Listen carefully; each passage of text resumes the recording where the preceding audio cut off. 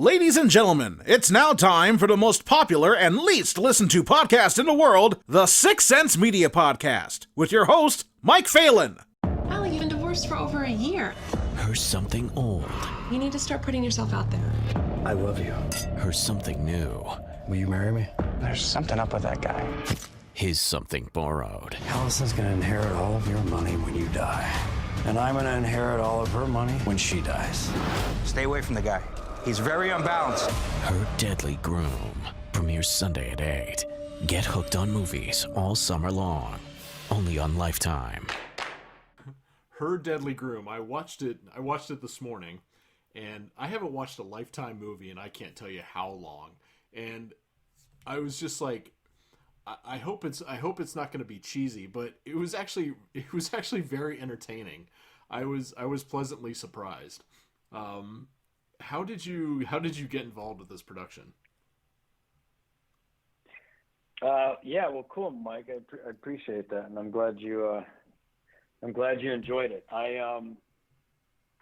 So I got involved with the project because actually this was the first project that I did with Jared Cohen before we did Fast and Furious Death Race. So I came in and auditioned for the movie. I really didn't know much about it. I didn't know anyone involved in the production. I just came in and auditioned as an actor. And there were two scenes that I did, and they were very, diabolically opposite. One was this very kind of charming, romantic leading man scene, and I said, okay. And then the other scene was this very violent, menacing scene of this character, and I thought, interesting. I could have some fun with this. So yeah, I came in and auditioned for it, and they called me and they offered me the role, and I read the script and I thought it was a very clever script. Had a lot of twists and turns. It's not easy to do that, I think, multiple times. Within a script, within a film. However, in this particular case, when I was reading it, I thought, wow, that caught me by surprise, and wow, that caught me by surprise, and wow, and that happened at least several times, and I thought, pretty clever, nice twists and turns, and so that's how it came to be. One of those twists involves Mr. Eric Roberts. What was it like to work side by side with him? Yes, and what a wonderful twist that was. We should nickname it the Eric Roberts twist. I didn't see it coming. I should have when I thought about it, but I didn't see it coming. I was like, oh, okay. Yeah, no, I know. That's what I'm saying. I didn't. It was hard to see that coming. Yeah, I really love that scene, and I really enjoy Eric a lot. We spent quite a bit of time together. We just have that one scene together. It's a pretty meaty scene. I think it's about a 4-page scene, something 3.5-page scene. But on set, we spent quite a bit of time together, hanging out, talking about life and talking about movies and talking about football. He's a big football fan, as am I. And he was just a really down-to-earth, very cool, very authentic guy. And so when it came time to do our scene, I was a little nervous. I was like, wow, this is my big scene with Eric, and, I want it to go well. And, I had done my preparation. But once I walked on set and we started working on the scene together, because there was a lot going on in that scene, there was some action and stuff like that. He was just a lot of fun to work opposite of, and he gave me a lot to work with. I felt like it was very much a team effort. Like, how can we get this scene, to work, and how can we have some fun with this scene? And so yeah, he was a pleasure to work with. Since you play, the role you play involves you basically playing two separate characters. Which was the more fulfilling part of that role? Your role as the charming husband, or the role as the dicey dicey venomous character? Good question. It's an easy answer for me.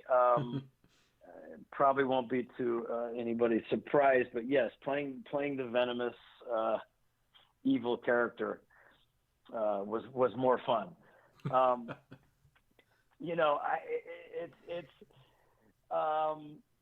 Those scenes in some cases required more physicality to them, which would make them a little more complicated and more challenging. However, for me, it's easier. I feel like it's easier for me to play those scenes than it is for me to play the other romantic scenes. I hate having to smile when I don't feel like smiling. You know what I mean? I really don't. Now, in real life, I smile a lot. So it's that whole thing of like bringing yourself to the role and like putting yourself in the situation and like letting these authentic reactions and emotions come out. However, it's like easy for me to be like, okay, what's the setup in this scene? Where am I coming from? Okay, great. I'm going to kick this door in and then I'm going to go after this person, not to give too much away. But I can fire up that fury inside myself pretty easily. However, some of the other scenes where they're kind of a little bit, a little more delicate, leading man, romantic scenes, sometimes those can be more challenging. So yeah, I guess what I'm trying to say, Mike, is like I like to kick doors in and kill people. Yeah, it seems Vincent Black is a big fan of pushing people down. Like he knocks quite a few people down in this movie. That how much rehearsing went into the physicality parts of this, because there is some brutality. I mean, more so than I was expecting from a Lifetime film. Yeah, so now that you mention it, I think he has a thing with looking down at people. Maybe he feels, he feels great power. But yes, he does push quite a few people down. In fact, there was one more scene that they added on the day of a shoot where I was actually going to take out one more person, and it was an improv scene.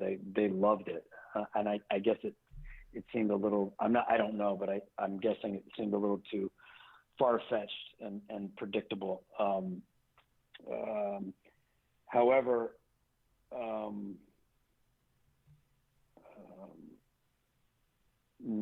I don't remember the question now. Was there a whole lot of prep to get the brutality to be as intense as it was? Right. Yeah. So for the physical scenes, for the stunt scenes that involved action and fighting and stuff like that, yes, those scenes were more complicated, and we had a stunt guy on set, and Jared is also really excellent as a director at blocking out action scenes. He's really quite brilliant in that area, and so yeah, we would just take it. A lot of times there wasn't that much time to rehearse the scene, so whoever the actor or actress was that was doing the scene with, we would kind of, iron out some things and work on the dialogue and try to get kind of form an idea of what might take place during the scene, and then we would just, when it was time to rehearse, we would just step on set with an open mind, and Jared would start working with us, and the stunt coordinator. And yeah, so those scenes required quite a bit of rehearsal, but once we locked it in, then we usually got the scene, pretty quickly. So, but yes, the one of the crescendo scene, I like to call it, which I'm not going to give away, but that was a very complicated scene. There was a lot of action. Mm-hmm. There was water, there was weapons, there was a lot going on, and it was a long scene. And I remember when we were getting ready to shoot that, we were on a time crunch, and I was just thinking, this is going to be interesting to see how we do this. But one step at a time, we put it together, and I think it turned out pretty well. All right, Mike, that wraps up for me. I appreciate getting to talk to you again. It was great seeing you on screen, and there was just that movie as a whole. I could not stop watching it, and the fact that there's a possibility at the very end that we may see this character again was very intriguing. That's cool, Mike. Yeah. I would love the idea of that. Yes.